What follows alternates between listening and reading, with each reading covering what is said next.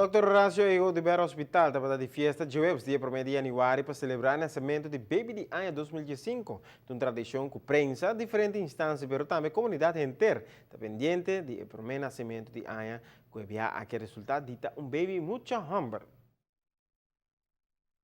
Por de momento que os dossor de noite abate, do departamento de Verlos, turgente está guardando para que quem de lo nasce promê. E baby tá muito mulher ou foi muito homem, e quem lo vira promê ser feminino para virar mama em 2005.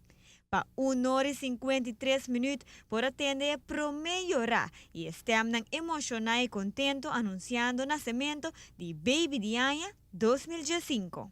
Hopi lei, imita bisa promecos dankin a Deus. Paso e baby aqui tá regalo de Deus. Paso promecos nang abisami ku mino por hayayu. E ako kumi hayasa, kumi tata no estado. Tá paso minha bai para fazer eco, paso nan tabay sa kami matriz. Anto é surpresa tá ku mi baby tava na mi barriga acaba. Nossa passa hopi difícil. Dor comitin com bebê hopi antibiótica, hopi remédio, pero danke Deus, Deus ha dado regalo macha grande que eu me por compartir com você. E acontecimento aqui toda segura algo que ni mami Sandra ni papi Ricky espera, pero tá algo que não tá feliz com ele. Viaja em Dr. Naray, me tá querendo de hongamento ela bisa mi essa que tava tá baby de ano, pero mi não quer ser, então. Volver a la realidad. Ajá. Esse estava tão surpresa também para mim.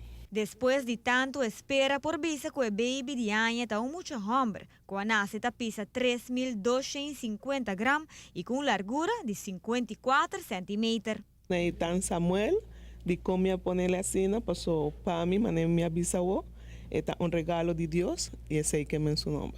Deus adonami, é regalo aqui.